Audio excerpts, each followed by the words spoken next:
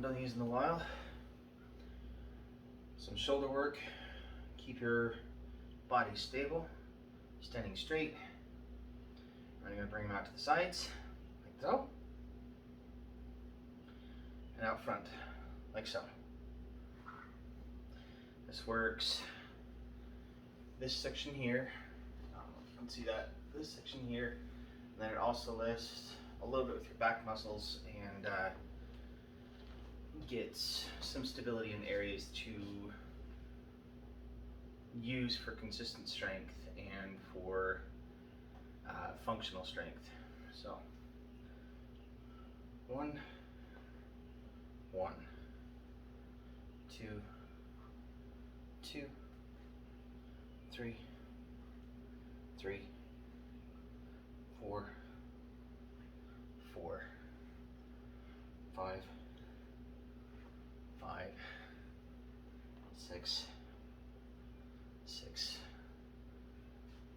7, 7, 8, 8, 9, 9, 10, 10.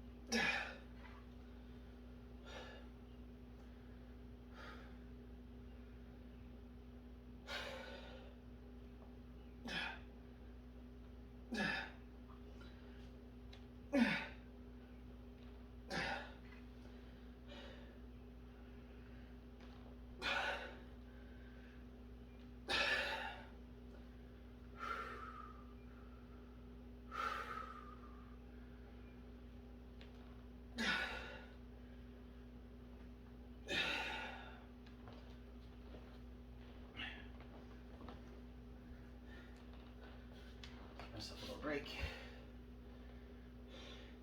And towards the end there, you kind of saw me lifting the rest of my body. You want to avoid that.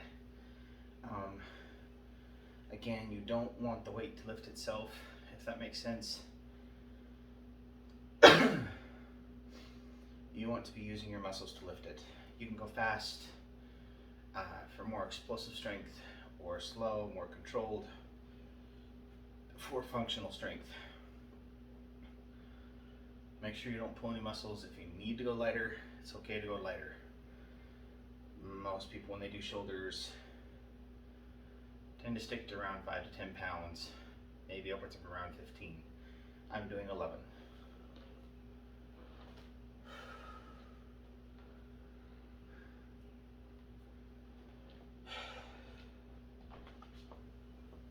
All right.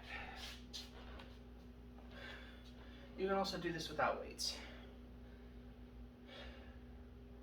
And just moving your arms.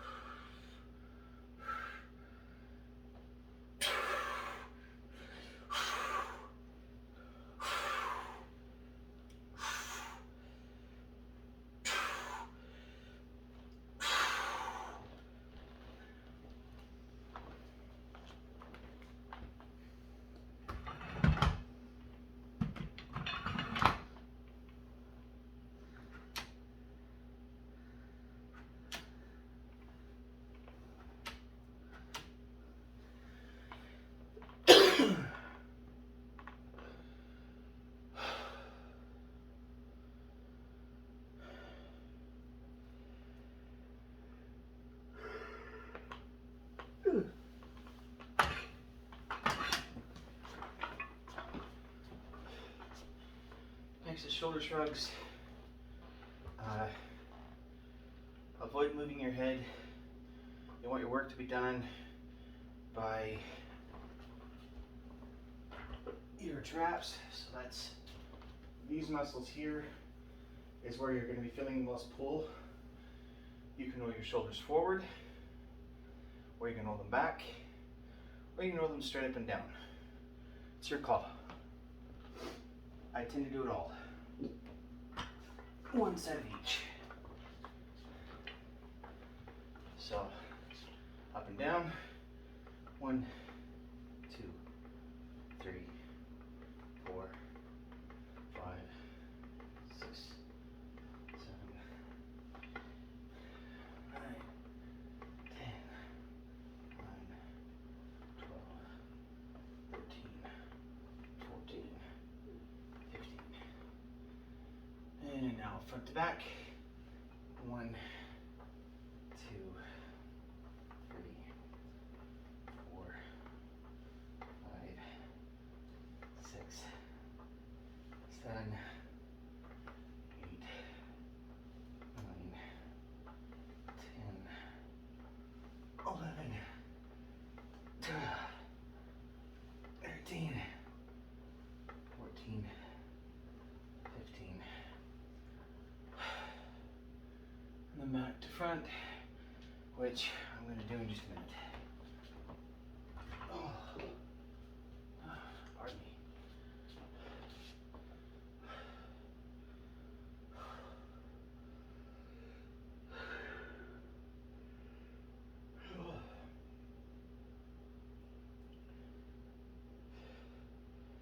Got about 3.5 hours of sleep last night. I should go to bed earlier.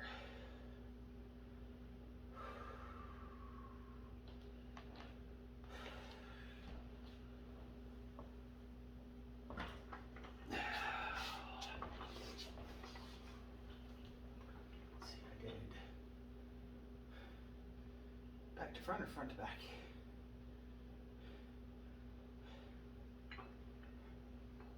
One, 2, 3,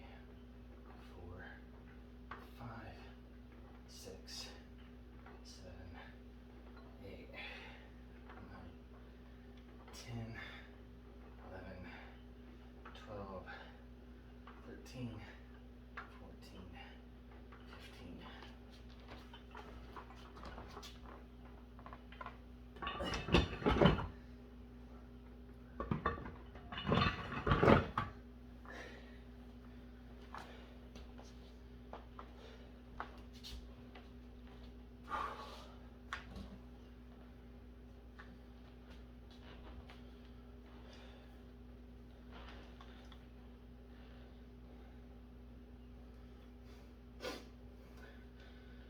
These have been incredibly effective. They're springed. They're not really all that heavy. I'd say 2, maybe 3 pounds, possibly 5. There's several ways you can use them. I'm seeing them used for all kinds of stuff. Some will lock in their elbows at about a 30-45 degree angle, their wrists as well, and they'll move their arms like this. At the climax of each stage, they briefly pause, flex their muscles, and allow the spring to kind of jiggle, and that works the muscle, warming it up. Other people I've seen kind of go a little tighter. They'll keep their shoulders kind of now, or their upper arms closer to their sides, and just lift from their elbows down. And that'll work your biceps and your triceps, again, freezing at the max. Another option, if you really want to get into it, is using your wrists. And you're doing more your hand work here. And that'll give your forearms a really good burn. I've seen people, again, bring it out to in. You've seen me do the same thing, freezing here, allowing the spring to kind of do the work while you're seizing or flexing your muscles and keeping them stationary. Causes pretty good burn there. You could probably reverse that, same thing. Bring it out to about a 90-degree angle or perpendicular to your hip or whatever. I don't know, I'm kind of mixing my words. And same thing. I've seen people who do sword swings like this and then engage their torso. Some people will crouch while they're doing them, engage the legs. But these are more of an aerobic thing. You don't want to go too slow with these, otherwise it kind of defeats the purpose of what the spring is there for. Today, I'm probably just going to work my wrists a little bit more, as my right elbow is giving me some problems this morning. So, about 60 seconds per rep.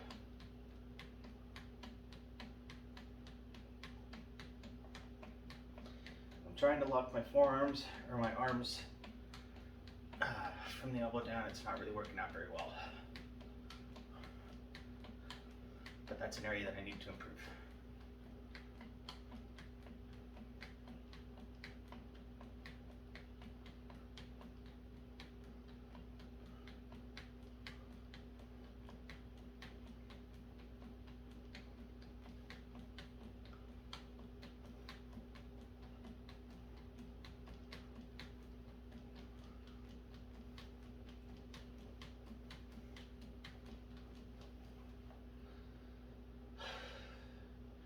You can also do one of each.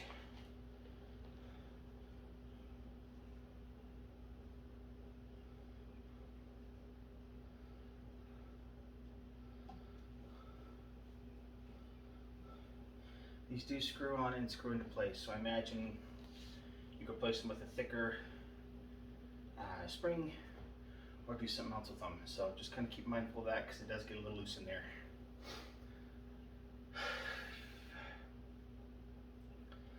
Next will be the biceps and triceps. So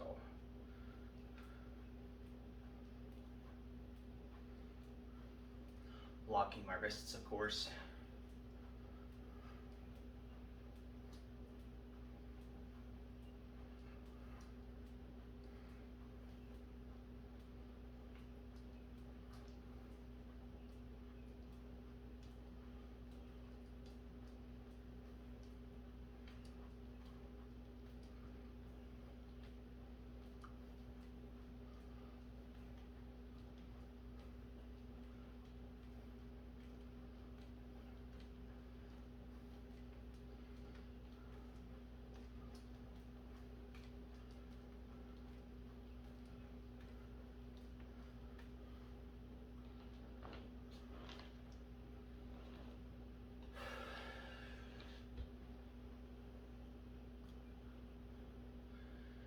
And now I'll be engaging the whole arm, locking both my wrists and my elbows at about a 45-degree angle.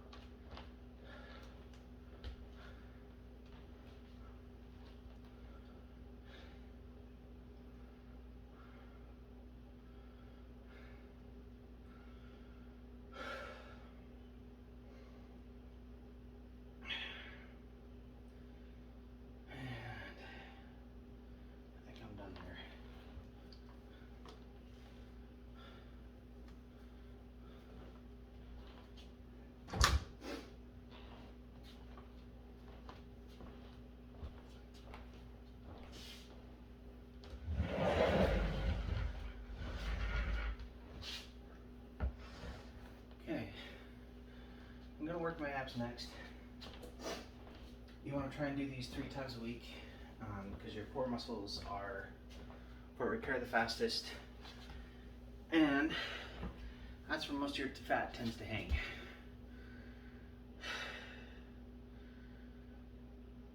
I want to make something very clear. If you have,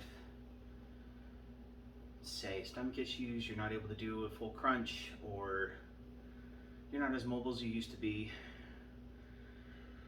or say you have a very pronounced umbilical hernia, I would recommend not going hard and heavy on the gut, as in laying on your back and trying to do crunches or sit-ups or things like that, as that can exacerbate the muscles here.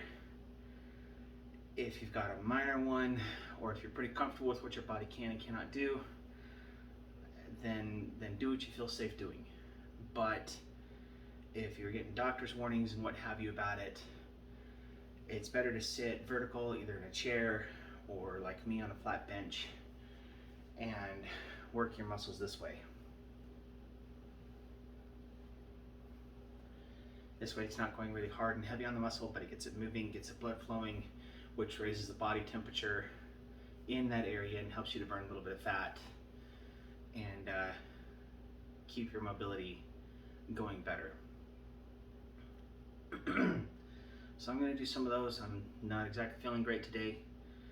The other one is laying on your back and crunching. When you do crunches on your back, I try to avoid putting my hands behind my head, because then instead of actually engaging the core muscles here, I'm just engaging my neck, and I'm lifting my neck back and forth, stretching my neck muscles, which can cause injury, and that doesn't help anybody. So I try to keep my arms crossed in front of me, and I force myself to start using my gut, my midsection, my abdomen.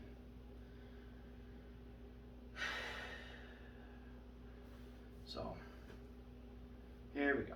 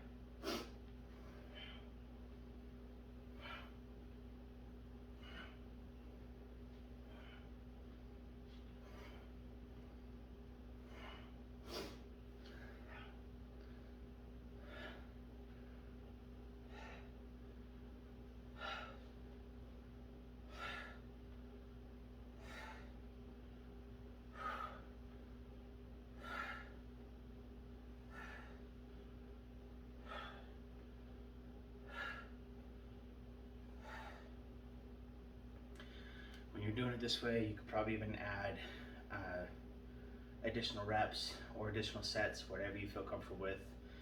Try and push yourself, but don't overdo it.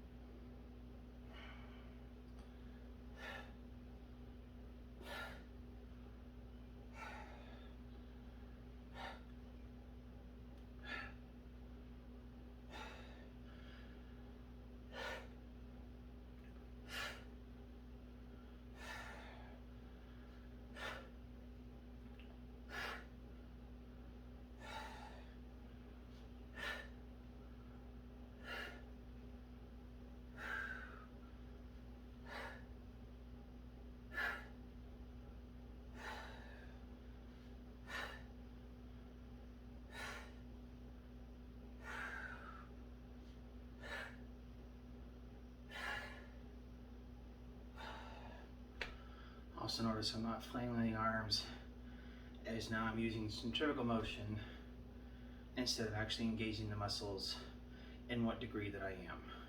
So you don't want to do this. You can, if you really have no ability, you can start doing that and then doing some leg lifts from the chair as you go to kind of help get a better core workout. That's entirely up to you. I tend to do a lot of leg lifts anyway, so I'm not really worried about doing them in tandem. I could, but I'm not worried about it.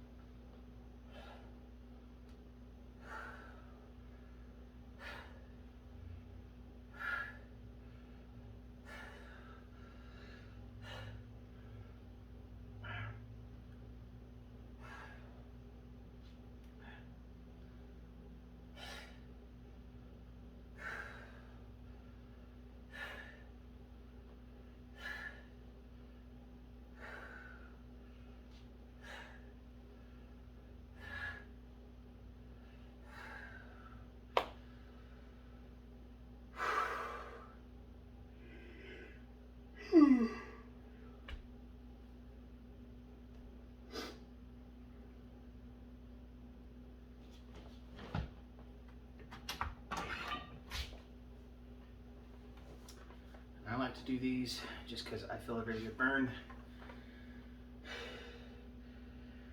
You can do these without the weights. I like to add weights just because I like the additional resistance when I'm hitting the peak of each side. But you want to lean back about 45 degrees.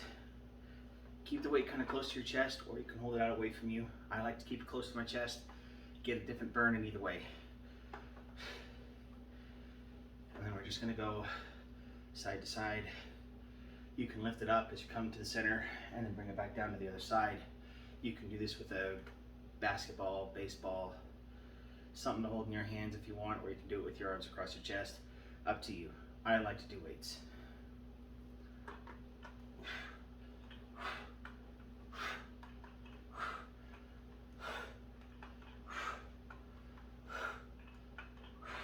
Notice I'm pausing partway through, and that's to make sure that I'm not letting the weight do the work for me, causing me to strain my back.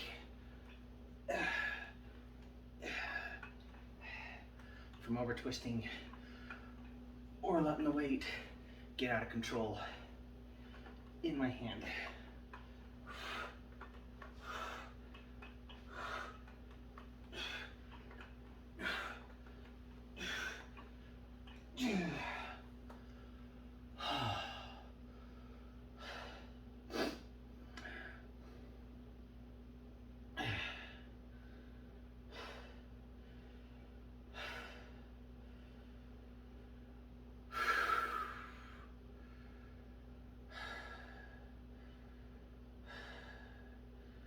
If you need to, take a rest between each rep. Try to keep it to about 30 seconds or less. Give yourself at least 10, but try not to go beyond a minute.